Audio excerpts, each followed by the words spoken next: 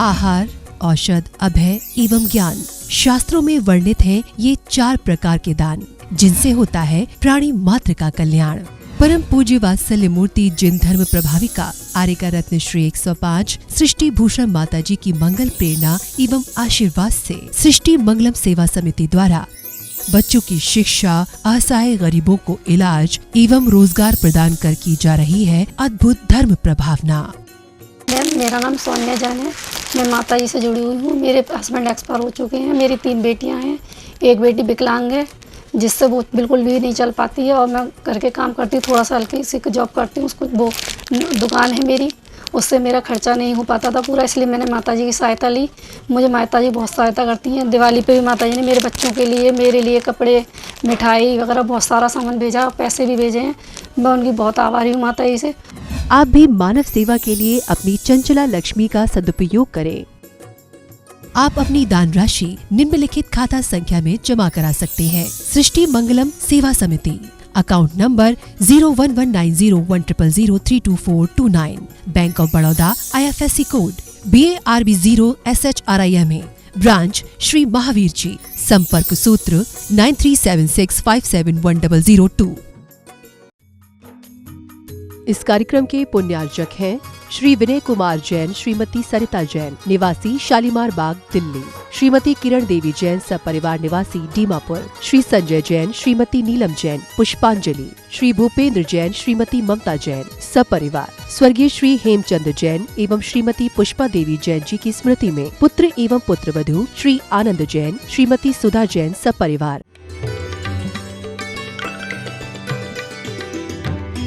हम नदी के नहीं, हम धारों के नहीं, हम किनारों के पुजारी हैं।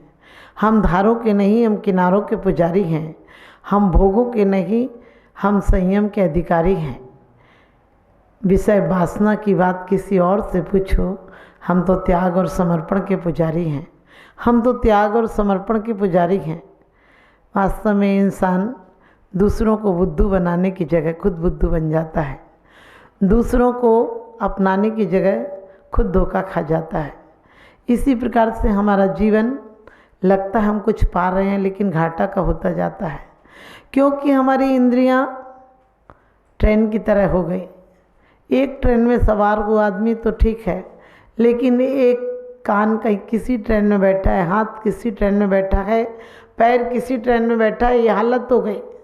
हमारी हर इंद्रियां बगावत करने के लिए तैयार हैं और एक दूसरे से मेल नहीं खाता। सबकी अपनी अपनी फरमाइश है, सब कोई की अपने अपने व्यापार हैं। और इसीलिए हमारे आचार्यों ने कहा है, संत वो होता है जो इंद्रियों का पुजारी नहीं, इंद्रियों का गुलाम नहीं, इंद्रियों का शासक होता है।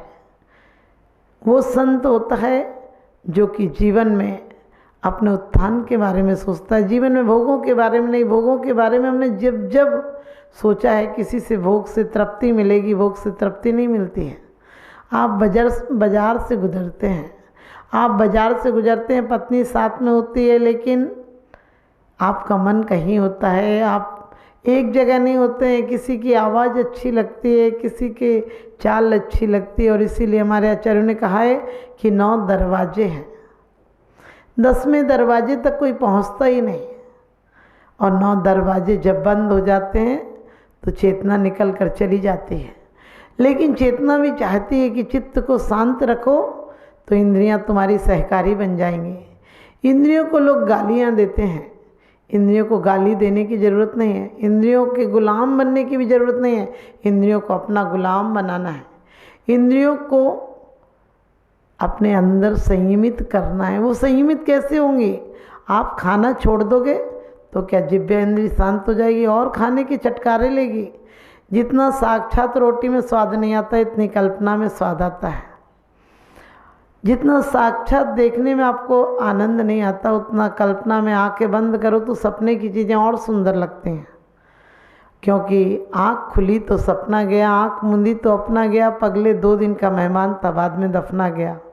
ये हमारी ज़िंदगी की हकीकत है कि हम 2-4 दिन में यहाँ से चले जाते हैं, और जब तक बगिया लग भी नहीं पाती तब तक गिरने बिखरने का टाइम आ जाता है।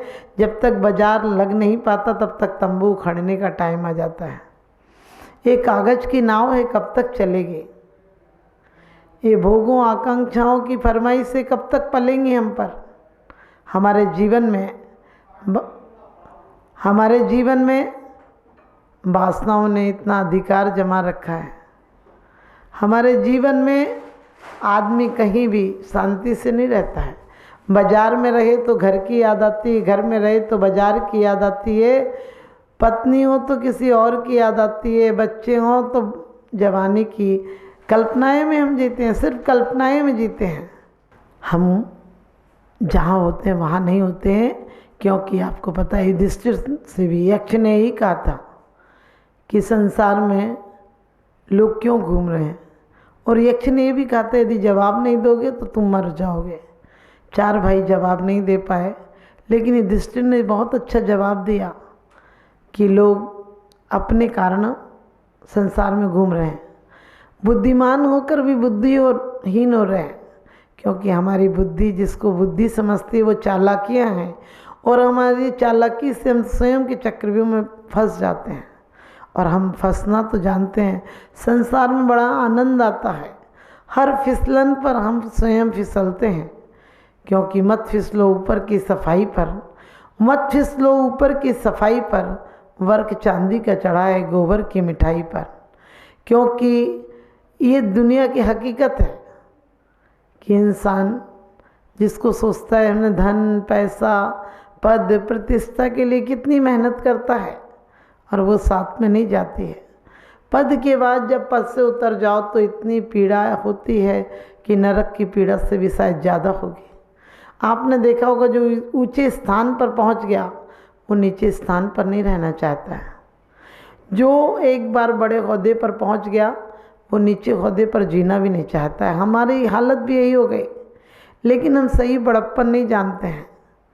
हम जो निरहंकार है, जो क्रोध मान माया लोभ से ग्रसित नहीं है, वही सच्चा अधिकारी है।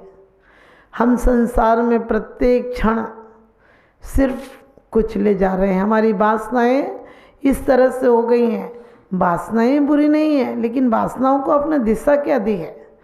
लोग कहते हैं जीवन सार है, मैंने कहा यही जीवन सार है। ये जीवन फूलों की भांति है, फूलों को रखना चाहोगे तो फूल रखेंगे नहीं। फूलों को अलमारी में रख दो, तिजोरी में रख दो तो सड़ जाएंगे, गल जाएंगे, बदबू दे जाएंगे। धूप में रख दो तो सूख जाएंगे, कुमला जाएंगे, नष्ट हो जाएंगे, सुगंध तक चली जाएगी। लेकिन फूल को यदि रखना है तो उसका इत्र निकाल लो, फूल सुरक्षित रहेंगे। हमारे जीवन का भी इत्र क्या है? साधना इत्र है। साधना के नाम पर लोग क्या करते हैं? खाना छोड़ देंगे, कपड़े सीमित कर लेंगे और धन पैसा सीमित कर लेंगे। धन पैसा और वस्त्र खाना ये सब संसार का त्याग नहीं है। ये तो त्याग हो तो ये चीज़ें नहीं होती हैं। त्याग हो, अंदर में त्याग घटे। हमें एक बार इनका रहस्य समझ में आए कि वास्तव में जीवन नाशवान है। आशाएं अतृप्त रहती हैं, उसका स्वभाव है आशाओं का। वो कभी तृप्त होती नहीं, और तृप्त हो जाएं तो आशा नहीं होती है। एक जो आकांक्षा है वही तृप्ति दिलाती है। संसार में किससे मांगने जाओगे? यहाँ तो सबको ही भिखारी। आपको लगता है पति आपका मालिक है, आपको लगता है कंपनी का बॉस आपका मालिक है, वो कहाँ मालिक है? वो भी भिखारी है। वो भी आपके द्वारा अपने प्रोजेक्ट तैयार करना चाहता है, उसे मार्केट में सेल करना चाहता है, उससे पैसे कमाना चाहता है, उससे इज्जत कमाना चाहता है। आपको लगता है आपकी पत्नी आपकी सहकारी है। पत्नी को घर परिवार पैसा और कहते हैं जेवर कपड़े सब आपसे चाहिए, इसलिए वो आपकी खिदमत कर रही है, कोई बिना मतलब के नहीं कर रहा। और पति को भी पत्नी के द्वारा परिवार मिल रहा है, उसकी गृहस्थी संभल रही है, उसका जीवन चल रहा है, उसे आमोद प्रमोद के साधन मिल रहे हैं, उसकी वासनाओं की पूर्ति हो रही है, इसलिए पति उसकी खिदमत कर रहा है। जब भी आप कभी लिखते हैं तो लिखते हैं चरणों की दासी। यदि पत्नी लिखे तो आपको बड़ी खुशी होती, चरणों की दासी। लेकिन वही प्राण प्यासी हो जाती है, क्योंकि दासी आपके समर्थ कैसे हो सकती है, आपके समकक्ष कैसे हो सकती है, आपकी सहधर्मी कैसे हो सकती है? दासी तो दासी रहेगी। एक ट्रैक्टर का पहिया हो और एक लूना का पहिया हो तो दोनों साथ नहीं चल सकते हैं। इसी प्रकार से हमारे जीवन में भी एक ट्रैक्टर का पहिया है और एक साइकिल का पहिया, दोनों साथ चलेंगे तो नहीं चल पाएंगे, दोनों को साथ होना होगा। हमारी शिक्षाएं हमें विवेक करना चाहिए। हमारी शिक्षाएं हम क्या दे रहे हैं? स्त्रियों को पुरुषों जैसी शिक्षाएं दे रहे हैं, स्त्रियों को पुरुषों जैसी कवायतें करा रहे हैं। वो कठोर हो जाएंगी, वो पत्थर दिल हो जाएंगी, उनके अंदर की कोमलता नष्ट हो जाएगी। उन्हें शिक्षा दो, लेकिन उनकी शिक्षाएं अलग होना चाहिए, उनके वस्त्र अलग होना चाहिए, उनका बोल चाल अलग होना चाहिए। हमारे अंदर भले पहले अशिक्षित थे हम, लेकिन फिर भी सारे तौर तरीके मालूम होते थे। यदि लड़की को देखने जाते थे तो पता चल जाता था कैसे घर की लड़की है, रोटी बीच से निकाल कर लाई है, पापड़ कैसे तोड़ के परोसा है, सब चीज़ों से हमारे बुजुर्ग समझ जाते थे। आज हमारे कोई तौर तरीके नहीं रहे। आदि पागल की तरह डिप्रेशन में, भूखी प्यासी आएगी तुम्हारे घर को क्या खिलाएगी। लोग सिर्फ सेहत बना रहे हैं, सिर्फ अपनी देह का सुरक्षा कर रहे हैं, आत्मा की सुरक्षा नहीं कर रहे हैं। आत्मा आपके प्राण हैं और देह बाहर का आवरण है। बाहर के आवरणों को आप कितना भी अच्छा सजा लो, जब तक अंदर में खुशी नहीं होगी तब तक कैसी खुशी है। अंदर में यदि खुशी नहीं तो कैसी हरियाली है। और बाहर के लाख दीप जला लो, अंदर में सुकून नहीं तो कैसी दिवाली है। आज हमारी दिवाली के नाम पर हम दिवालियाँ निकाल रहे हैं। वो दिवालियाँ नहीं मनानी जो साल में एक आध दिन दीप जलाए आपने, वो दिवालियाँ नहीं मनानी जिसमें एक दिन कचड़ा निकाला है। अंदर देखो कचड़ों के पहाड़ बने हैं, संसार के अंदर के कचड़ों का पहाड़ है। मोह छूटता नहीं, हम संत भी बन जाएं तो भी कहाँ मोह छूटता है। पहले बच्चों से था, अब शिष्यों से हो जाता है।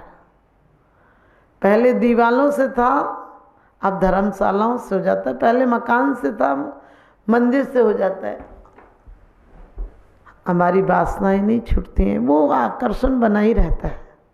और जिस दिन आकर्षण हो लेकिन विकर्षण नहीं हो, आकर्षण हो उत्थान के प्रति हो, आकर्षण हो बड़ों के प्रति हो, आकर्षण हो आदर्श के प्रति हो।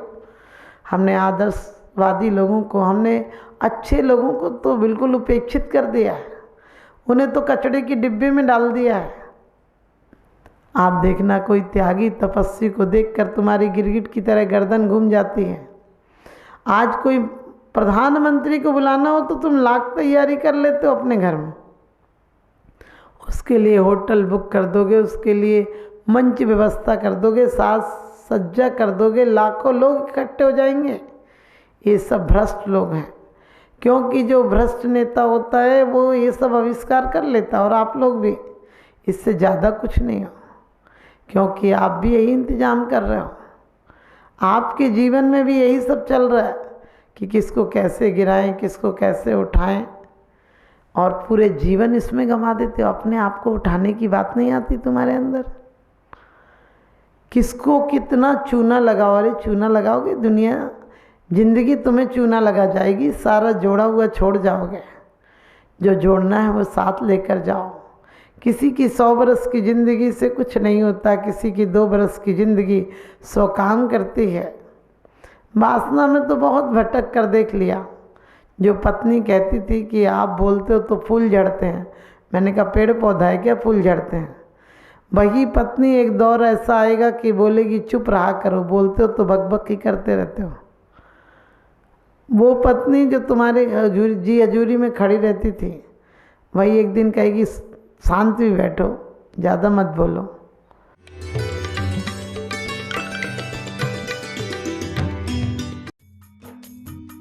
इस कार्यक्रम के पुण्यार्चक थे श्री अनिल जैन, श्रीमती राशि जैन, निवासी मुरादाबाद, उत्तर प्रदेश। श्री राजेश जैन, श्रीमती नीलू जैन, रोहतक, हरियाणा। श्री शैलेंद्र जैन, श्रीमती ऋचा जैन, रोहतक, हरियाणा। श्री रविंद्र प्रसाद जैन, श्रीमती वीना जैन। परम पूजनीय वात्सल्य मूर्ति जिन धर्म प्रभाविका आरिका रत्न श्री 105 सृष्टि भूषण माता जी की मंगल प्रेरणा एवं आशीर्वाद से अतिशय क्षेत्र श्री महावीर जी में विगत वर्षों से संचालित है चतुर्विध संघ की आहार व्यवस्था। जिसमें आहार विहार, पिच्छी, कमंडल, वस्त्र, शास्त्र, औषधि दान आदि व्यवस्था सुचारू रूप से निरंतर की जा रही है।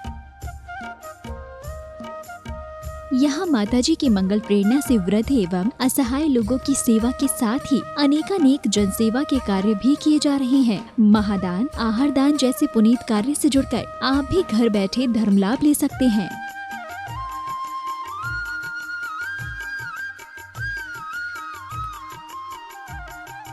शिरोमणि संरक्षक 2,11,000, संरक्षक 1,11,000, अति विशिष्ट सदस्य 71,000, विशिष्ट सदस्य 51,000, सदस्यता 31,000, सामान्य सदस्यता 2 वर्ष 21,000, सामान्य सदस्यता 1 वर्ष 11,000, एक दिवसीय आहार व्यवस्था 2100। संपर्क सूत्र 9376571002। आप अपनी दान राशि निम्नलिखित खाता संख्या में जमा करा सकते हैं। सृष्टि Mangalam Seva Samiti, account number 011901000032429, bank of Baroda, IFSC code BARB 0SHRIMA, branch Shri Mahavir ji. आपके द्वारा दिया गया दान 80G एवं 12A के अंतर्गत कर मुक्त रहेगा।